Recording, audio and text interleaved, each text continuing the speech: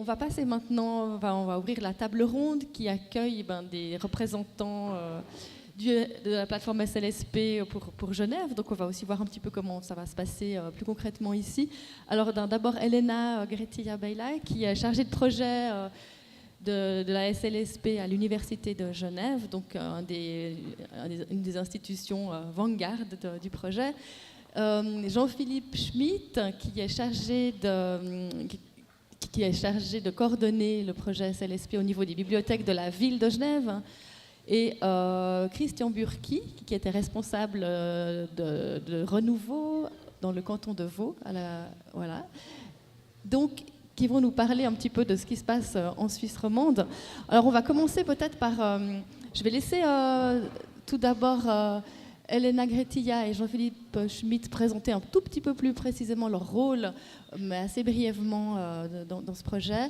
Et puis ensuite, Christian Burki a préparé une petite présentation de ce qui s'est passé dans le canton de Vaud avec l'implémentation d'Alma pour avoir une idée un peu plus concrète.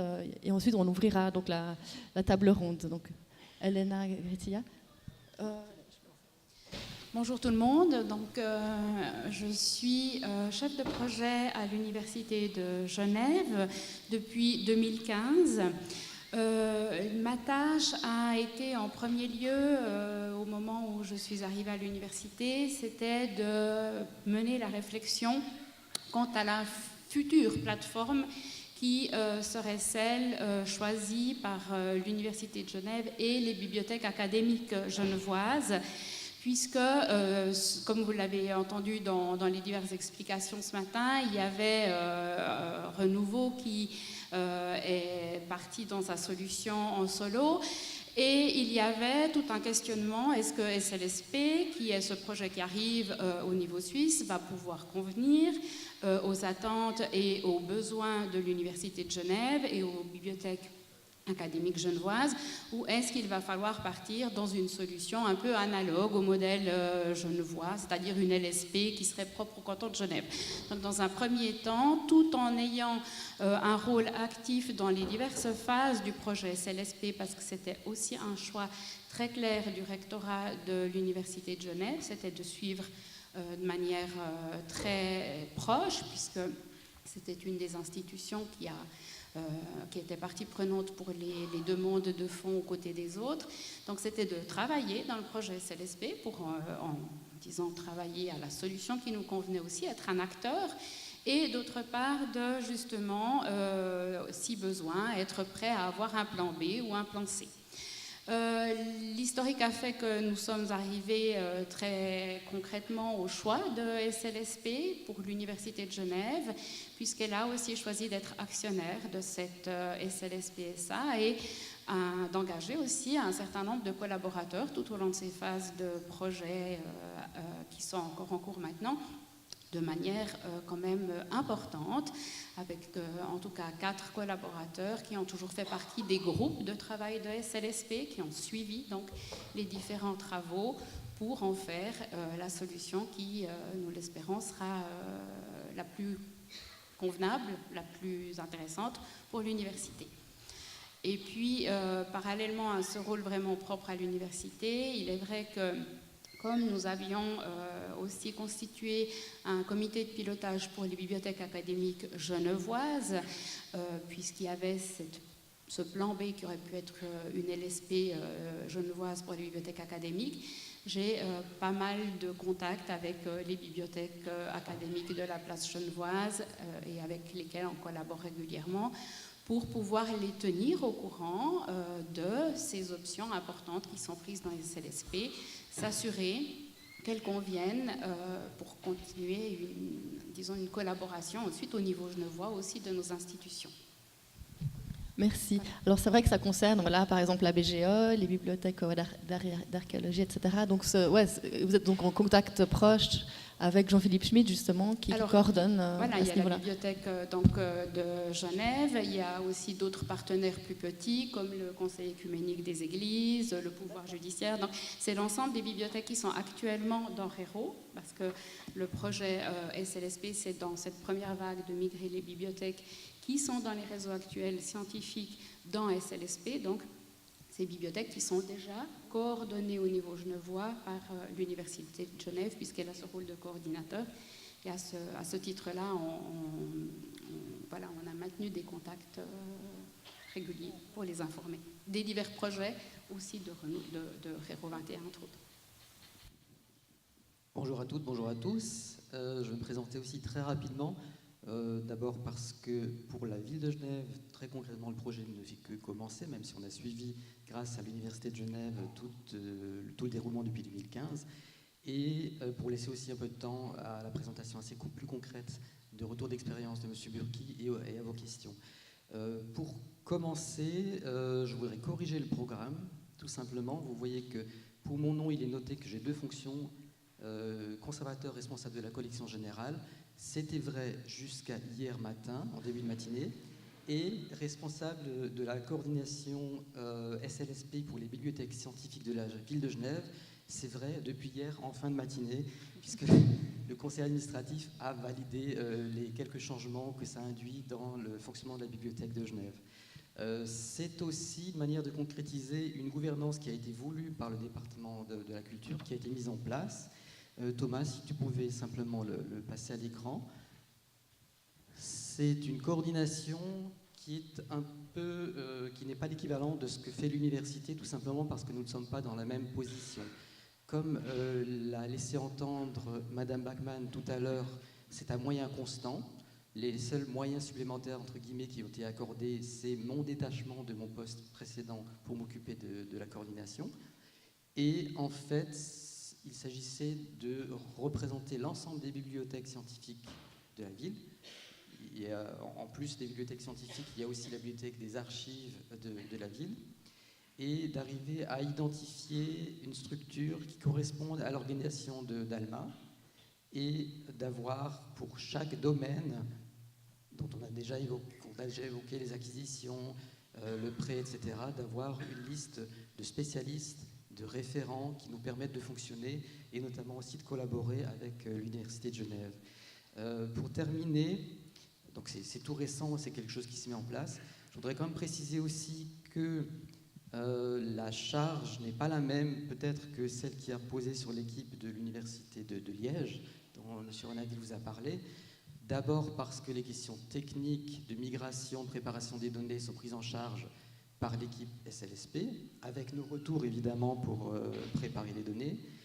Et nous avons aussi la chance, on peut considérer ça comme une chance quand même, nous ne sommes pas actionnaires, nous ne faisons pas partie de l'avant-garde des bibliothèques qui vont faire des tests prochainement pour SLSP, mais notre partenaire le plus proche, l'université, en fait partie.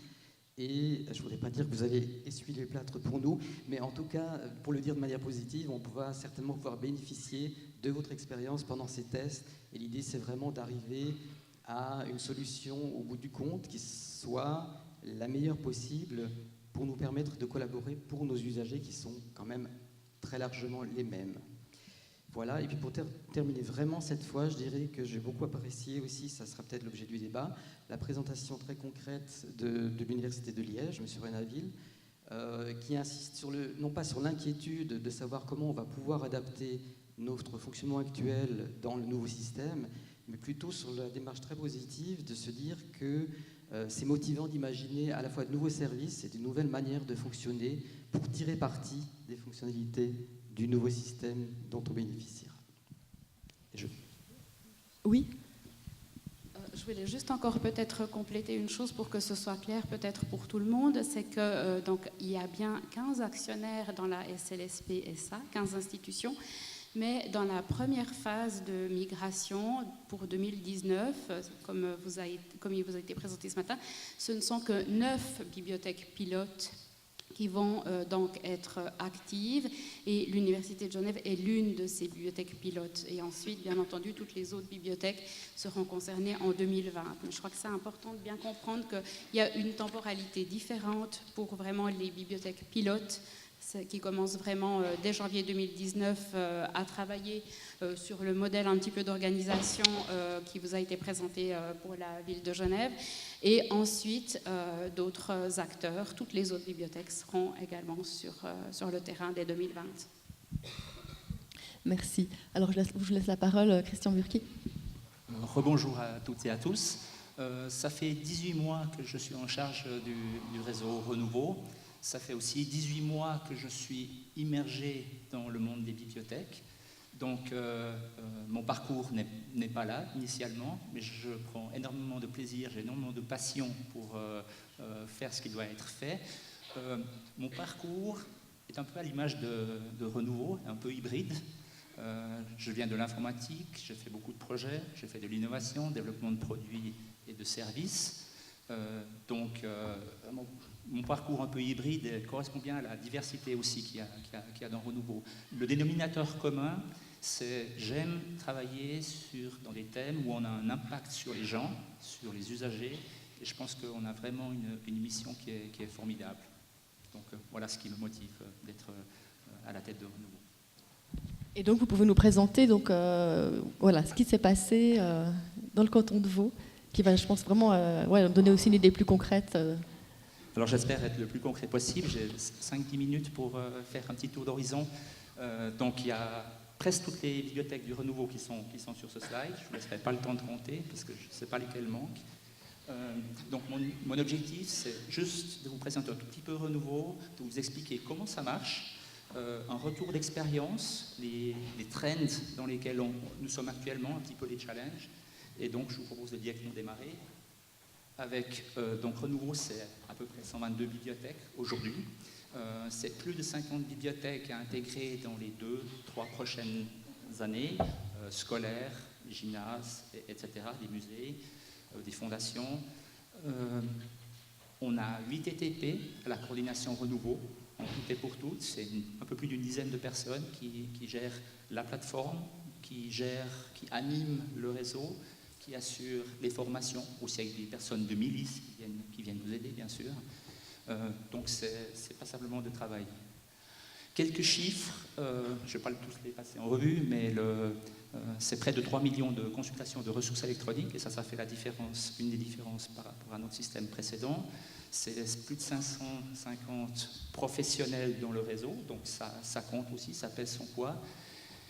Et puis, c'est surtout 200 000 usagers référencés dans notre système, c'est 25% de la population vaudoise.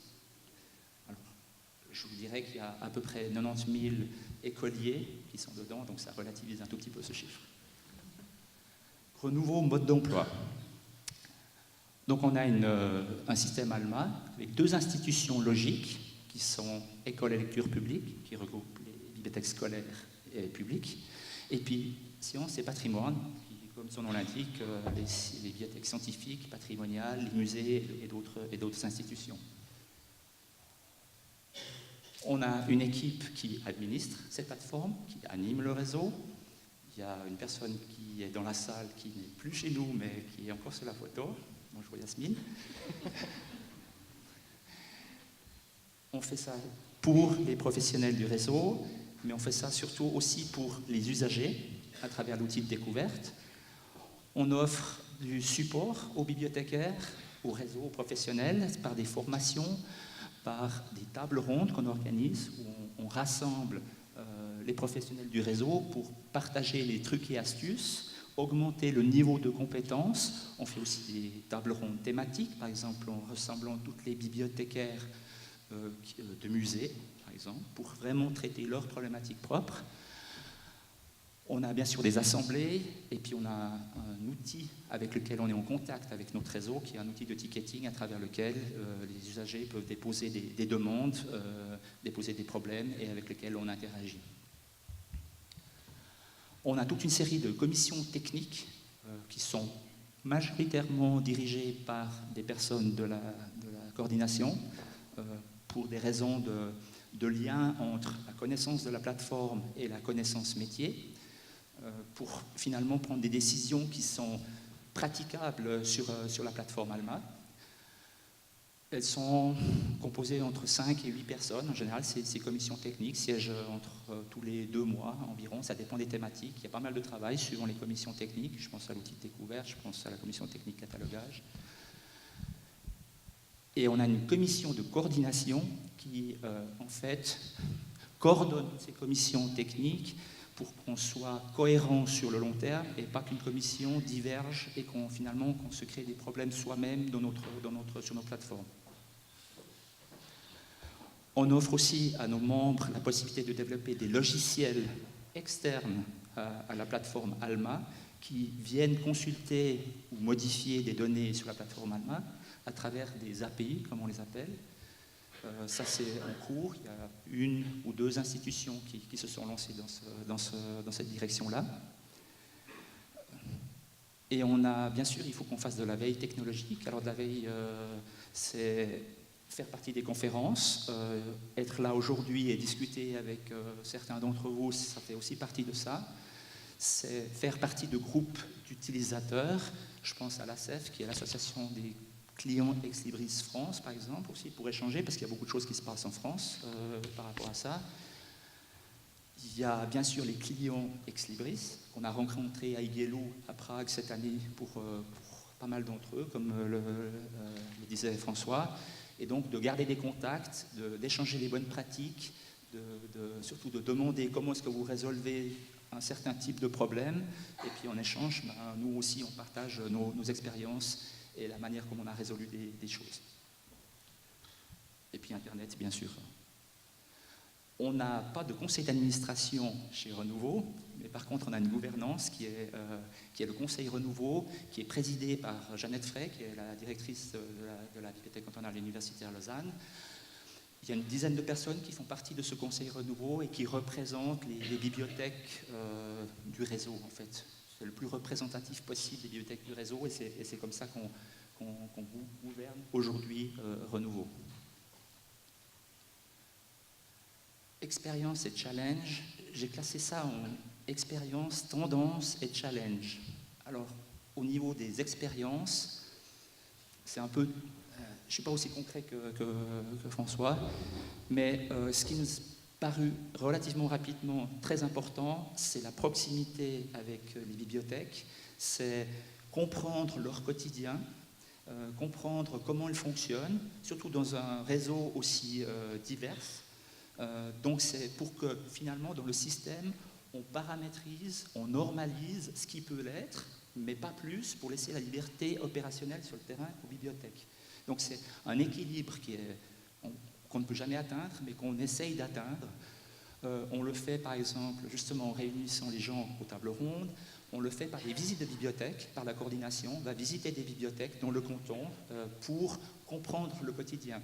On ne pourrait jamais comprendre le fonctionnement d'une bibliothèque à travers les tickets ou voire même les échanges aux tables rondes. Je pense qu'il faut vraiment être physiquement dans le lieu, comprendre son fonctionnement, sa culture, pour finalement pouvoir l'intégrer dans le système. Alors, ce n'est pas du paramétrage à la carte, Alma. Je pense qu'on essaye surtout de normaliser les choses là où elles peuvent l'être pour qu'on puisse être efficient et pour qu'on puisse avoir du temps pour les bibliothèques. La connaissance, super important.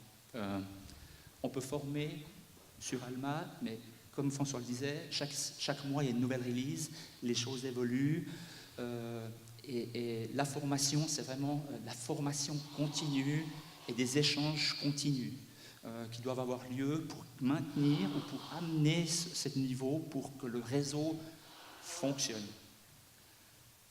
Le changement, aussi, ça a beaucoup été abordé, ça prend du temps. On peut faire énormément de choses, ça prend du temps. Le changement, l'adaptation des processus, le changement, l'appropriation du logiciel, ça prend énormément de temps. Mais il faut être proactif.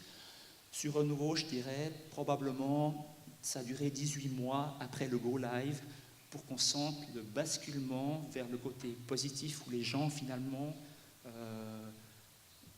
vont chercher le positif de l'outil, commencent à développer des idées, comment on pourrait optimiser ou profiter des optimisations d'Alma pour en tirer profit dans le quotidien. Les tendances. Alors les tendances chez Renouveau, c'est certainement l'automatisation ou le soutien, je dirais, à la production de données, que ce soit le catalogage ou l'indexation. Ça, on est déjà, je dirais, un petit peu obligé de le faire pour être en capacité d'intégrer plus de 50 bibliothèques sur les 2 ou 3 prochaines années. Ce n'est pas possible qu'une bibliothèque, un gymnase nous rejoigne avec 50 000 ouvrages et que seulement 25 000 soient dans le catalogue, enfin dans les chaînes existantes, des notices existantes dans Renouveau, et que 25 000 seraient cataloguées manuellement. C'est juste impossible, c'est humainement pas impossible, on n'a pas les ressources pour ça. Donc on développe des outils pour justement automatiser ça, et forcément ça a aussi un impact sur après le quotidien, dans la manière de produire ces données. Ça libère du temps pour les usagers. On se rend compte aujourd'hui que 98% de nos usagers font des recherches simples à travers Primo, pas de facettes, pas de recherche avancée. Donc il y a un vrai besoin d'expliquer comment nos usagers peuvent mieux utiliser ce qu'on leur met à disposition. Je pense qu'il y a une vraie méconnaissance relativement large par rapport à l'outil qu'on leur fournit. Les challenges, alors le paysage suisse, je crois qu'on l'a compris, est en mutation. Et l'interopérabilité est probablement un des facteurs clés qui va faire qu'on puisse, je dirais, travailler ensemble. Je pense à SESP, je pense à Rero 21. Et ça dépend des gens en fait, qui sont en action. On peut avoir le même outil et ne pas collaborer, ou on peut avoir des outils différents et collaborer quand même. La technologie Alma, enfin la plateforme Alma permet totalement de collaborer. On peut dire que c'est une plateforme mondiale et donc il suffit juste de définir comment on collabore. Les métadonnées, on y revient, cette interopérabilité, sans une qualité dans les métadonnées, ça va être compliqué. Donc il faut qu'on ait, je dirais, des standards, probablement, qu'on s'aligne en tout cas sur un minimum, un dénominateur commun. Quand je parle de métadonnées, je pense aussi au rétroactif, au rétrospectif. Donc il y a aussi un travail à faire pour amener ce socle de données à un niveau tel pour qu'on puisse justement garantir cette interopérabilité. Donc voilà en très grande ligne ce que je souhaitais vous dire. Et si vous souhaitez avoir plus d'informations, alors vous pouvez m'écrire personnellement ou vous pouvez sans autre écrire un email à cette adresse et puis on vous répondra avec grand plaisir. Merci beaucoup. Merci. Alors on voit que c'est tout un processus, effectivement, qu'après l'implémentation et la migration, il y a encore tout un travail de formation, de mise à jour, de découverte, jusqu'à vraiment s'approprier l'outil. Puis ce qui me frappe, c'est qu'il y a une sorte de complémentarité entre, d'une part, une base standardisée, finalement, et puis d'autre part, un outil qui est très souple et puis qu'on peut adapter aussi à la situation de chaque bibliothèque. Alors il y a effectivement il y a une deuxième vie qui commence après le Go Live. Et c'est là qu'on fait ces expériences. Et comme disait Peter Wildhaber, c'est impossible de tout savoir avant. Il faut vraiment expérimenter ça. Et effectivement, c'est un autre chemin qui commence, qui peut être assez lent. Dans le cas présent de Renouveau, je n'étais pas dans le projet, donc je ne peux pas amener des critiques, mais en tout cas, le paramétrage, je dirais, de la plateforme, le conseil qui nous a été donné n'était peut-être pas forcément celui qu'on aurait choisi après coup. Donc, ce travail de réajustement, de normalisation, de simplification, il démarre au jour 1 après le Go Live. Et en fait, il est très différent selon les bibliothèques. Enfin, l'affinage un peu de l'outil est très différent selon les bibliothèques. Enfin, je pense BCU, une bibliothèque scolaire. Oui, alors toutes les vérités que je vous ai dites, elles sont valables ou elles sont différentes selon les bibliothèques dans lesquelles vous allez, parce qu'effectivement on a des très très petites bibliothèques et on a des grandes bibliothèques. Donc il faut trouver un dénominateur commun, il faut trouver un équilibre. Alors d'avoir deux institutions, je pense que c'était déjà un choix important. Il aurait été probablement pas fatal, mais on peut toujours changer après coup, mais il aurait été compliqué. Donc deux institutions, une institution qui regroupe les écoles publiques, enfin scolaires et publiques, je pense que c'était déjà, ça permet de traiter de manière plus homogène finalement un ensemble qu'il est plutôt. Et puis ça rejoint un petit peu ce que disait François Renaville, en fait que l'outil il s'adapte, j'avais une citation les besoins déterminent la structure de l'application, ça je trouve intéressant. Donc par exemple Liège a créé une plateforme qui lui correspond, qui est peut-être différente de celle du canton de Vaud actuellement. Enfin, la créer, non. Oui, on a d'abord bien essayé de comprendre comment fonctionnait l'outil, en effet pour y intégrer notre structure et mode de fonctionnement, mais il y a énormément d'habitudes de travail ou de workflow qui ont été mis sur la table pour analyse et simplification avant de passer à l'étape de configuration pour avoir maintenant avec Alma quelque chose de très différent de ce qu'on avait avec Aleph, en se disant aussi que jamais on ne simplifie assez. On peut garder plein de spécificités, on peut être très précis, on peut faire plein de configurations propres à une bibliothèque dans les 15 implantations et parfois même au niveau d'une localisation de la bibliothèque. Mais après, pour le suivi au quotidien, pour la compréhension globale, ça devient très difficile à gérer.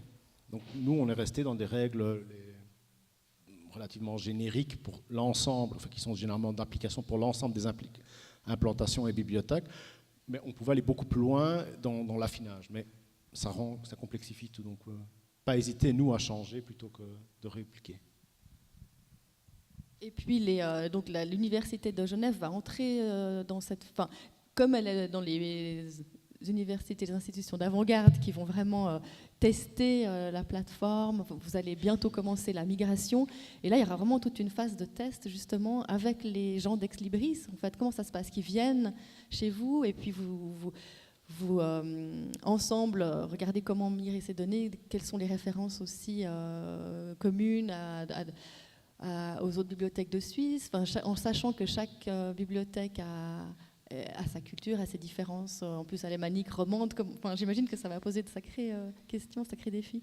Alors disons qu'on travaille à ces questions-là depuis le début du projet et c'est bien là, disons, la complexité supplémentaire du projet SLSP par rapport à l'implémentation d'Alma dans une institution unique.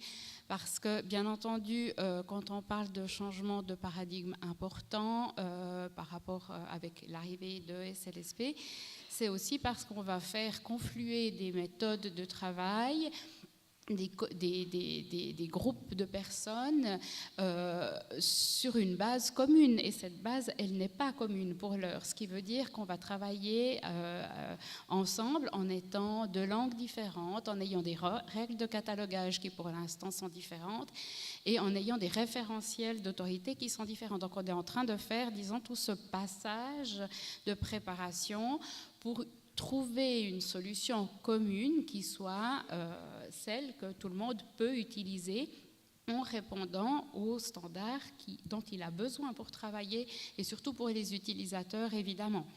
Ce qui veut dire qu'il y a une couche supplémentaire de complexité et cette complexité, elle se retrouve dans l'organisation de la structure de projet parce que des institutions comme Vaud ou Liège étaient en contact direct avec le prestataire. Ils avaient une équipe projet qui, elle, communiquait directement avec Ex Libris.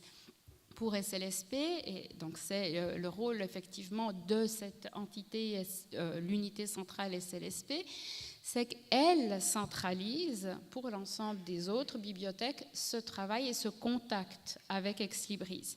Donc on travaille sur une échelle à 3 niveaux actuellement. On a Ex Libris qui lui a donc des thématiques réparties justement soit par catalogage, prêt, etc., qui veut un interlocuteur auprès de SLSP pour cette thématique, c'est ces functional experts dont a parlé M. Wildhaber ce matin. Et par analogie, les bibliothèques pilotes et ensuite les autres clients devront mettre cette même structure en regard de l'équipe SLSP et de l'équipe de Ex Libris, ce qui veut dire qu'il y a en fait 3 niveaux d'intervention qui interagissent entre eux, puisque dans les bibliothèques Vanguards, il y a maintenant des équipes de projet qui ont été constituées dans la plupart des 9 institutions. Ça concerne à peu près 40 personnes quand même qui vont être sollicitées pour chacune des institutions.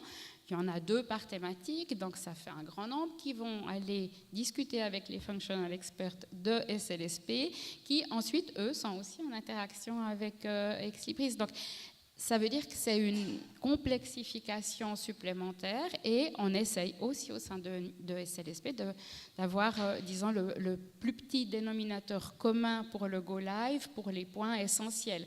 Après, il est clair qu'il y aura des choses qui pourront être faites pour les bibliothèques de manière différente, mais on tend vers une solution qui est vraiment celle d'une plateforme nationale. Et donc l'idée, c'est vraiment d'uniformiser, d'une part, les règles de catalogage, de référencement, et puis les pratiques aussi, ou... C'est d'adopter un certain nombre de standards qui soient les mêmes pour tout le monde. Et là, il y a effectivement beaucoup de travail pour l'année 2019 et 2020 pour qu'on soit prêt pour le Go Live, puisque, par exemple, les bibliothèques germanophones travaillent avec des règles d'application qui s'appellent les RDA-DACH, pas du tout pour la Suisse romande ni le Tessin, parce que je rappelle quand même que le Tessin est aussi toujours dans le projet et est aussi une institution Vanguard, celui-ci. Et donc, on va devoir déjà, au niveau des futurs clients, des clients de SLSP, traiter cette question, mais on ne peut pas la traiter non plus tout seul. Elle a une conséquence pour les bibliothèques qui restent avec Rero 21 et autres. Donc, c'est de nouveau un autre niveau supra-organisationnel. Après, au niveau des institutions, comme je disais, chacune a constitué des équipes de projet qui vont démarrer avec l'équipe de SLSP dès janvier 2019 pour être formées en tant que functional experts.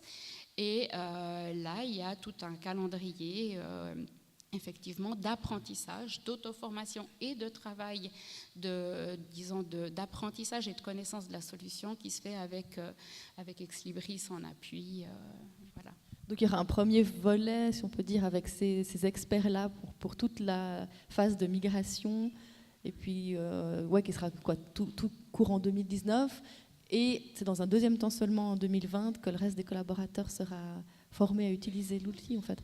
Exactement, c'est-à-dire qu'en 2019, donc nos functional experts vont commencer à se former jusqu'à peu près mars 2019. Mais est prévue donc la première phase de test. Donc on sait déjà que les mois de mai à septembre seront pauvres en vacances pour ces collaborateurs impliqués dans les équipes projet, puisque effectivement le premier test sera au mois de mai à juillet, donc on va tester avec ces personnes-là.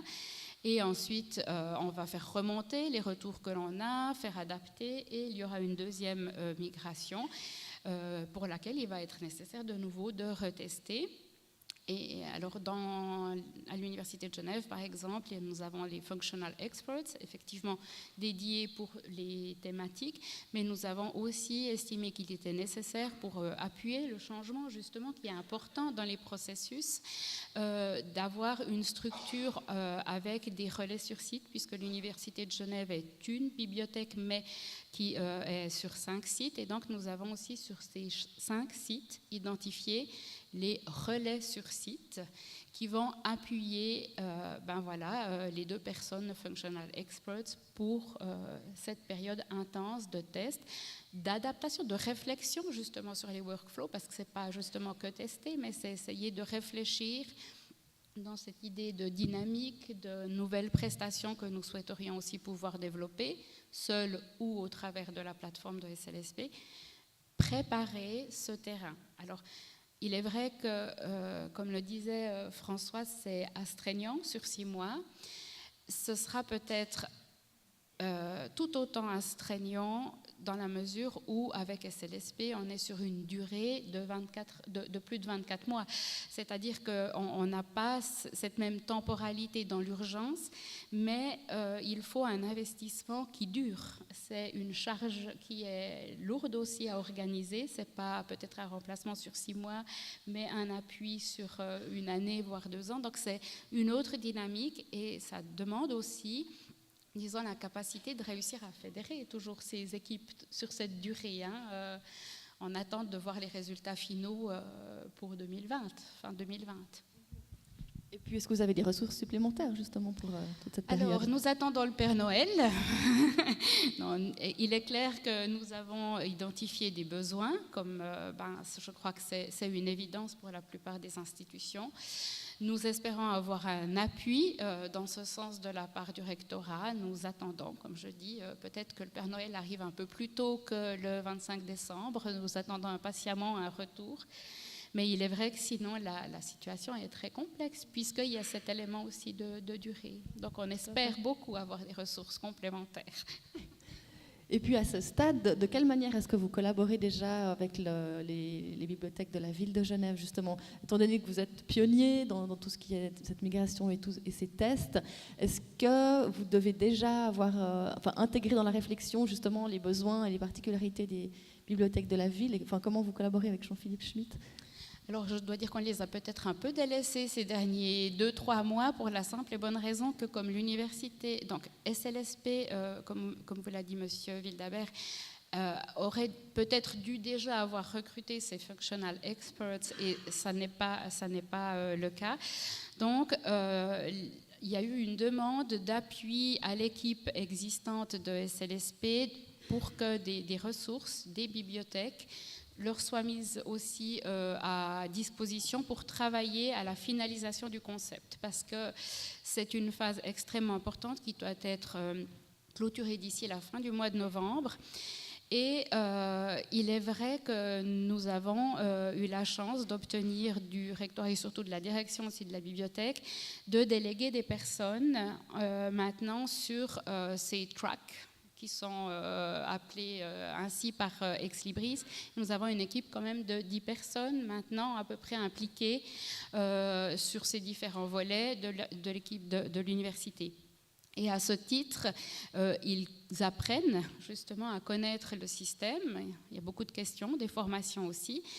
Et dans ce cadre-là, reviennent certaines questions qui doivent être traitées effectivement et qui concernent aussi nos partenaires et pour lesquels on leur adresse des questions le moment venu pour essayer de, disons, rassembler au maximum les besoins de ces partenaires genevois qu'on représente dans ce projet. Donc voilà. Juste pour compléter, d'abord c'est beau de croire au Père Noël encore, je souhaite que ça fonctionne, mais par exemple pour vous donner une idée aussi du type de collaboration qui va se poursuivre et se concrétiser très prochainement. Monsieur Wildhaber parlait tout à l'heure de la topologie du réseau. La topologie, c'est simplement l'architecture et la manière dont les différentes bibliothèques seront organisées. Vous avez vu que pour Renouveau, il y a 2 institutions, c'est le terme qu'utilise Ex Libris, 2 institutions séparées. Pour d'un côté, les bibliothèques scolaires, de l'autre côté, la BCU et les bibliothèques scientifiques patrimoniales. Nous devons décider aussi, dans un cadre beaucoup plus large de SLSP, quelles seront les institutions. Alors, il est à peu près certain, mais ça reste encore à confirmer, que l'université formera une institution, avec éventuellement 1 ou 2 partenaires, et que la ville de Genève formera une autre institution. Ce qui ne veut pas dire que ça exclut des collaborations, à la fois le partage des règles de prêt, que la gestion commune ou pas des ressources numériques. La solution ne ferme aucune porte, mais il va falloir très concrètement qu'on travaille maintenant à définir la structure du réseau et les conséquences techniques dans la gestion que ça amènera pour l'avenir. Voilà. Je ne veux pas faire trop long en plus, si jamais... C'est vrai que le temps passe très très vite. Peut-être qu'on ouvre déjà la parole à vos questions. Oui. Alors, les micros... Ah oui, bon, une ici, puis après on vous prend. Moi j'ai une question juste par rapport à la Belgique. Est-ce que vous avez aussi cette problématique des langues ou est-ce que vous avez fait chemin tout seul? Par rapport à la Catalogue, vous voulez dire? Parce que des problèmes de langue, on en a chez nous. Hein. Non, mais je voulais dire, est-ce qu'il y a un plan pour intégrer aussi les Flamands, par exemple? Ah, non. Ah, je ne visais pas si haut. Non, mais voilà, la situation en Belgique est telle que pour des projets d'envergure, les collaborations entre des institutions d'un côté et de l'autre de la frontière linguistique sont plutôt réduites à leur plus simple expression. Donc on essaie d'aller vers des projets light. Je l'ai mentionné hier à quelques collègues. On a le catalogue collectif Unicat, par exemple, qui est le catalogue collectif des bibliothèques universitaires et de recherche. Si si vous connaissez un peu le mode de fonctionnement du Sudoc en France, ben, on est vraiment à l'opposé. On publie nos données dans Unicat qui sont moissonnées, indexées, dédoublonnées et c'est fini. Et chaque année, on écrase nos données, on fait un bulk from scratch de tout et puis voilà. Donc on fait vraiment des solutions, on ne peut pas se lancer là-dedans avec la c'est trop risqué. Puis il faudrait s'entendre. Alors, je souhaite bonne chance à SLPS, ou je ne sais plus comment, SLSP. Et puis, il y avait une question, monsieur? Non, c'est bon. Alors. Mais il y a en Belgique et singulièrement en Flandre le réseau Libis, piloté par la KU Leuven, qui est le plus gros réseau consortial qui est, et eux, ils ont plusieurs institutions dans leur ALMA, je présume, et ils ont peut-être d'autres, ils ont des hautes écoles. Je ne suis pas certain qu'ils aient d'autres universités, mais ils ont aussi des bibliothèques parlementaires, flamandes, d'institutions fédérales, etc. Donc là, il y a un truc qui existe avec ALMA aussi. Pas la solution sans doute la plus simple, vu les différents niveaux de bibliothèques, mais il y a quelque chose qui existe. Est-ce que je peux me permettre juste encore une question en lien avec ça? Effectivement, en vous entendant, vous parlez un mélange entre ALMA et le français. Concrètement, la langue d'utilisation, bon, on va tous mettre à l'ALMA, je crois que ça on a bien compris, mais est-ce que c'est l'anglais ou le français? Ou c'est un mélange? Comment ça se passe concrètement? J'ai compris que c'était traduit, ce que nous disait Martin Cassard. C'était une question. Oui, c'est traduit. Lorsque nous sommes passés en production à ALMA en février 2015 et toute la phase d'implémentation, ALMA n'existait qu'en anglais. Donc tous les collègues ont travaillé sur ALMA anglais, toutes les vidéos de formation que les groupes de travail ont regardées n'étaient qu'en anglais, la doc en ligne n'était qu'en anglais. Et dans le cadre de l'implémentation, on discutait en anglais avec Exlibris la majeure partie du temps. Je dis la majeure partie du temps parce que l'équipe de projet Exlibris était francophone, mais on communiquait en anglais.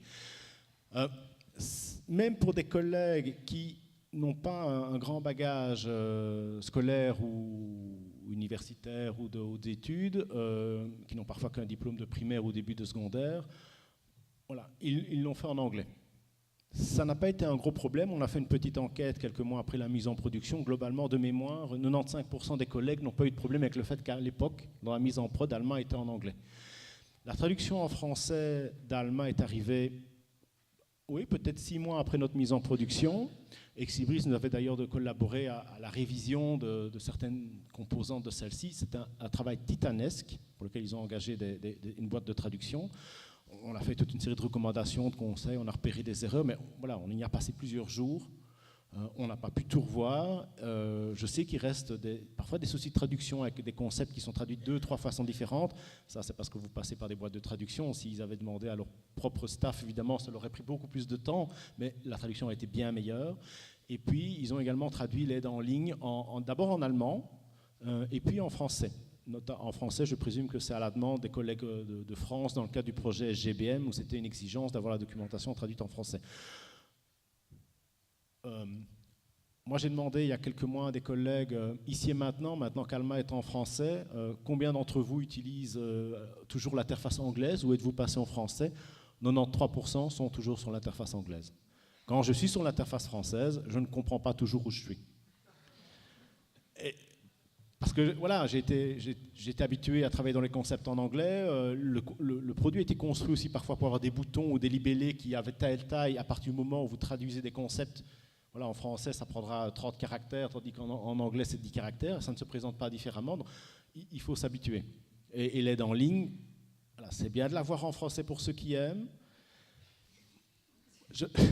Si j'ai un conseil à vous donner dans le cadre de l'implémentation, c'est partir sur l'aide en anglais. Parfois, je ne la comprends pas non plus, l'aide en français. Parce que la traduction, c'est un chantier titanesque. Ils l'ont fait parce qu'ils étaient obligés à la demande de clients. Moi, je pense que c'est vraiment, c'est dommage de se limiter à la traduction. C'est moins clair que l'original. C'est peut-être pas mis à jour comme l'original. Les releases mensuelles, elles ne sont pas traduites de toute façon. Parce qu'on ne peut pas, c'est pas possible, c'est pas possible. Donc restez sur l'anglais. Enfin, si vous n'avez pas de problème avec ça. Mais Est-ce que du coup, je peux juste ajouter une question, alors plutôt à SLSP, parce que je sais que l'ambition, et je pense qu'on s'est pas mal battu pour, est vraiment un système trilingue. Est-ce que ces problèmes de traduction, vous en êtes conscient? Est-ce que vous allez aussi investir des fonds pour l'améliorer, ou quelle est la réflexion à ce stade? En effet, la question du multilinguisme a été reconnue très tôt par SLSP. Nous avons dans le budget pour les 2 prochaines années, donc 2019-2020, réservé 1 million pour ce qu'on appelle le multilinguisme, qui comprend non seulement les problématiques évidemment de traduction, traduction de manuels, traduction d'aide en ligne ou d'amélioration, ce qui a été fait déjà, mais aussi la problématique de traitement des normes multilangues. C'est un sous-projet même de l'ensemble. D'ailleurs, on l'a vu sur la présentation de Peter Wilderberg. Je vais peut-être juste ajouter un mot pour Renouveau, qui est en fait un peu la pièce manquante, je dirais, par rapport aux aides en ligne. D'abord, nos usagers travaillent plutôt en français. Par contre, il y a de passer à travers l'opérationnel uniquement se basant sur l'aide en ligne me paraît un petit peu ambitieux. Il y a beaucoup de documentation qui est faite pour, par exemple, almaïser, c'est pas très français, le catalogage. Donc il y a un document, enfin il y a aussi une documentation sur le prêt, comment le prêt est exercé en fait dans le réseau. C'est aussi lié au processus des fois. Donc l'aide en ligne, Ex Libris n'aide pas à ce niveau-là. C'est des choses probablement trop générales pour être appliquées à une large échelle. Peut-être que c'est possible de manière locale si on a le contrôle ou la proximité avec les gens. Par contre, pour un réseau comme Renouveau, on est obligé de développer d'autres documentations. On pense aussi à des webinars, à mettre en place une plateforme pour faire des webinars, pour atteindre en fait les gens géographiquement et pour pouvoir faire des mini-formations sur justement quand il y a une nouvelle release, peut-être juste sur un point particulier où les gens pourraient s'y inscrire. Donc la formation online qui est proposée par Ex Libris me paraît un peu court pour pouvoir vraiment opérationnaliser, transformer dans le quotidien au niveau des usagers. Si je peux ajouter par rapport, disons, aux bibliothèques qui seront donc clientes de SLSP, il est prévu qu'il y ait un concept de formation spécifique préparé par SLSP et qui, celui-là, sera celui diffusé aux collaborateurs et celui-là sera dans plusieurs langues.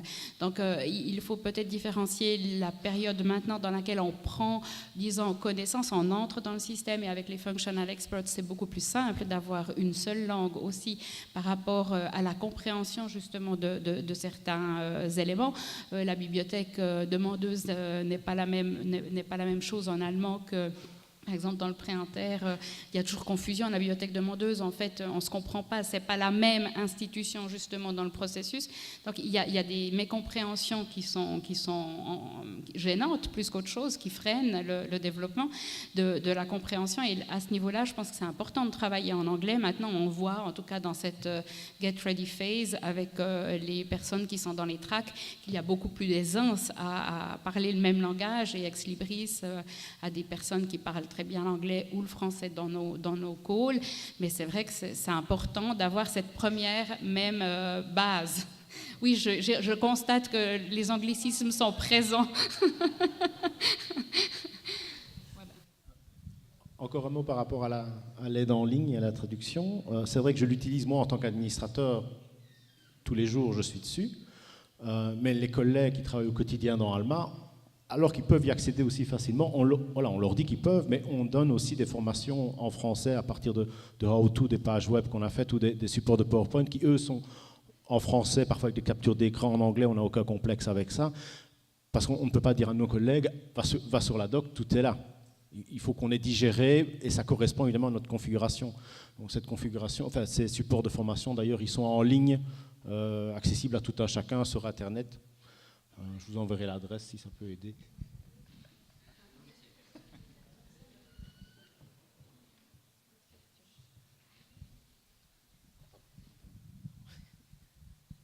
D'autres questions? Moi, je voulais vous poser une question par rapport au cloud. Donc, c'est un système qui sera hébergé, qui est sur le cloud. Donc, il n'y a pas de serveur, il n'y a pas de licence par ordinateur. Depuis n'importe quel ordinateur, on pourra s'y connecter. Qu'est-ce que ça change, en fait? Je vois deux choses. Et bon, il y a pour moi la question de la propriété, de la sécurité des données. Ce cloud sera hébergé à Amsterdam, d'après ce que j'ai compris pour le SLSP. C'est ce qui avait aussi motivé Hero 21 à choisir le Invenio 3 du CERN, parce qu'il y avait cette proximité locale du cloud. Donc il y a d'une part cette question-là de protection des données.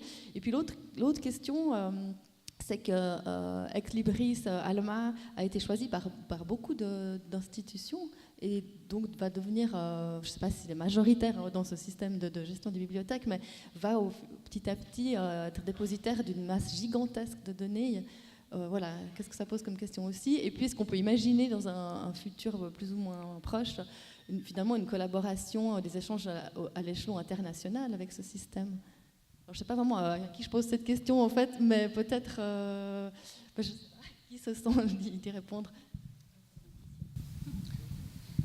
Alors il y a pas mal de questions, je crois. Mais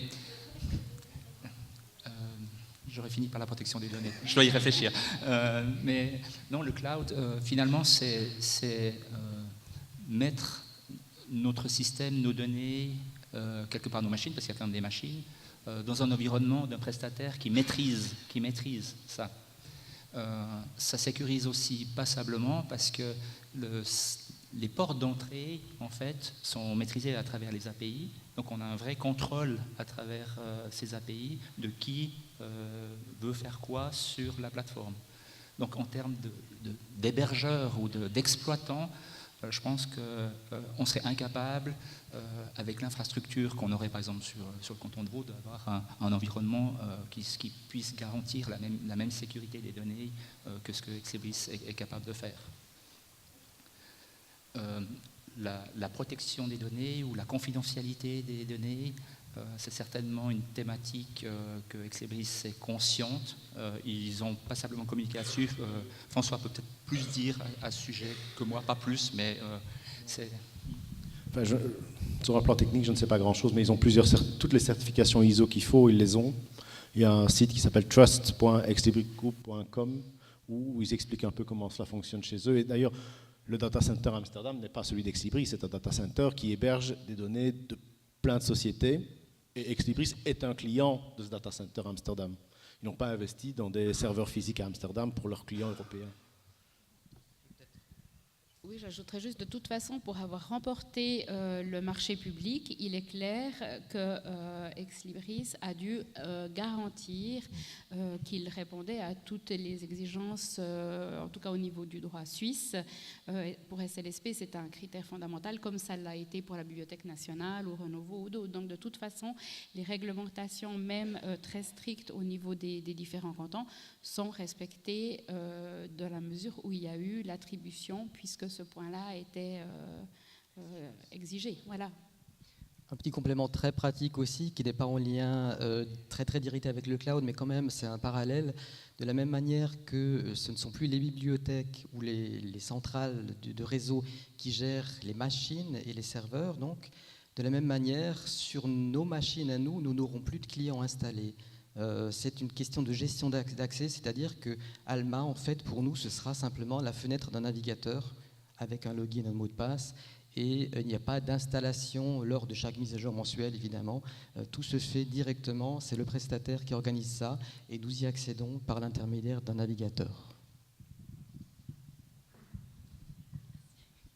Et puis, est-ce que justement l'idée d'échange au niveau international, est-ce que c'est des choses qui sont peut-être un peu prématurées, mais qui sont envisageables?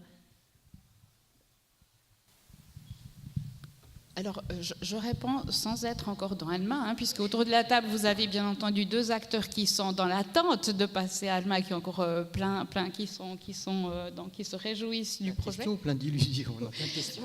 Voilà, plein de questions.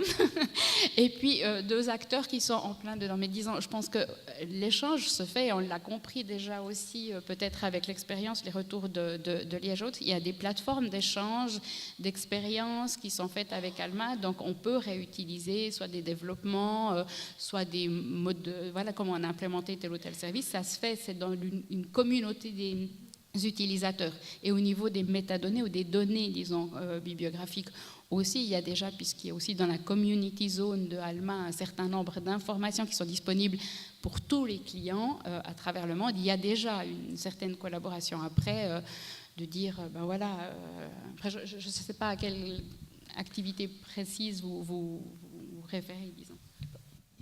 Par rapport à la Community Zone, je vais rebondir sur une nouvelle fonctionnalité qu'ils ont mis en place il y a quelques mois. Donc la Community Zone, ce sont des métadonnées, des informations d'accès pour des ressources électroniques gérées par Exibris sur base de données fournies par les fournisseurs. On peut aussi maintenant, nous en tant que clients, créer des collections locales, ça on pouvait déjà faire avant, mais les contribuer, donc les faire ajouter dans la Community Zone. Par exemple, vous avez une collection de périodiques ou de e-books, peut-être du fonds patrimonial qui ont été numérisés, qui sont en accès libre. Vous pouvez contribuer à la fois métadonnées et URL dans la Community Zone pour que d'autres institutions, clientes Alma, activent ces ressources-là et les fassent apparaître dans leur primo. Évidemment, les fichiers restent stockés chez vous, hein, mais ils rebondissent après vers votre plateforme. On a fait ça, nous, avec des collections que nous gérons. Et ils travaillent aussi à une amélioration, parce que si vous contribuez, vous devenez le propriétaire et Exibris donc n'intervient pas sur la mise à jour s'il y a une nécessité, c'est vous qui devez le faire en tant que propriétaire, mais ils travaillent à une amélioration où peut-être on pourrait partager la responsabilité de mise à jour avec d'autres institutions. Une autre collaboration que je voudrais mentionner, c'est, voilà, nous sommes, nous, institution Liège, seuls sur Alma. On peut très bien faire la communication Alma to Alma, en peer-to-peer, avec d'autres institutions Alma pour le PIB, le resource sharing. Et on a commencé ça il n'y a pas tellement longtemps avec les collègues des bibliothèques de la Commission européenne et du Conseil européen pour que des demandes PIB créées chez nous, pas chez eux, soient traitées, la pièce jointe est associée et elle retourne automatiquement dans notre Alma envoyée aux demandeurs. Donc ça, c'est quelque chose comme ça qu'on voudrait mettre en place en peer-to-peer d'un client Alma A vers un client Alma B. On a même une demande de l'Université d'Oslo qui voudrait bien tester cela aussi avec nous. Donc il y a des trucs intéressants qui sont possibles. Oui. Renouveau aussi assez intéressé, parce qu'on a dû développer des outils depuis le début du Go Live pour justement rendre plus efficient la gestion de nos deux institutions. Et ces outils, finalement, pourraient aussi servir à d'autres. Probablement d'autres ont également développé les mêmes outils. Et on a présenté justement à Igelo à Prague cet été Renouveau avec le message, et le message il est aussi valable pas seulement pour les clients, il est valable aussi en Suisse, nous sommes prêts à partager, nous sommes ouverts à partager ces outils, à éviter les développements à double, à réfléchir ensemble sur des problématiques communes. On a un petit peu d'avance modestement par rapport à l'SLSP sur un environnement plus petit, mais on est prêt à partager notre expérience et nos outils qu'on a développés. Ouais, c'est vraiment intéressant, en effet. On va finir à moins le quart, comme on avait du retard. Est-ce qu'il y a encore des questions? Une toute petite question, en fait. Je voulais savoir, en fait, pour l'utilisateur final, en fait, le lecteur, est-ce qu'au niveau interface, expérience utilisateur, il a un gain par rapport à ce qu'actuellement on a avec Rero, ou quels sont vraiment... Au niveau web, je veux dire, au niveau vraiment catalogue de recherche. Ça dépend des situations précédentes. En l'occurrence, pour nous, dans Rero, dans la mesure où nous disposons déjà de Primo qui a été interfacé avec Virtua, la différence sera relativement peu sensible pour l'utilisateur. Après, dans la méthode, les facettes seront configurées, l'apparence de l'écran, il y aura des changements. Mais pour l'utilisateur, c'est assez peu différent. En revanche, pour la gestion, je pense, des ressources numériques derrière, ça simplifie considérablement la tâche puisque tout est intégré. Mais... Pour Renouveau, la différence, c'est les ressources numériques qui étaient avant pas disponibles de cette manière-là. Et donc c'est vraiment un gros avantage pour l'usager. Alors moi, je travaille à Rero, donc ma question est peut-être influencée, mais je suis un peu sensible au fait que toutes les institutions s'adressent aux mêmes fournisseurs à l'échelle internationale. Donc ça peut générer des collaborations très intéressantes, mais est-ce qu'il y a un risque de monopole en sachant que ce fournisseur Exlibris appartient à ProQuest, qui est un éditeur de contenu scientifique dont on connaît un peu les dérives, les prix des licences augmentent chaque année, puisque ce sont des sociétés commerciales. Donc est-ce que vous estimez ces risques importants? La question est bonne, mais qu'est-ce qu'on y peut? Quand on regarde, enfin, vous connaissez peut-être le site de Marshall Breeding qui retrace un peu l'historique des systèmes documentaires informatisés avec, depuis la fin des années 60, comment les sociétés se sont mutuellement rachetées pour parvenir maintenant, en 2018, à peut-être 15 sociétés qui peuvent dire on a pignon sur rue pour vendre ou remettre des produits. C'est un peu comme ça, mais est-ce que c'est pire dans les bibliothèques qu'ailleurs? Ça, je ne sais pas. On peut organiser un nouveau colloque là-dessus.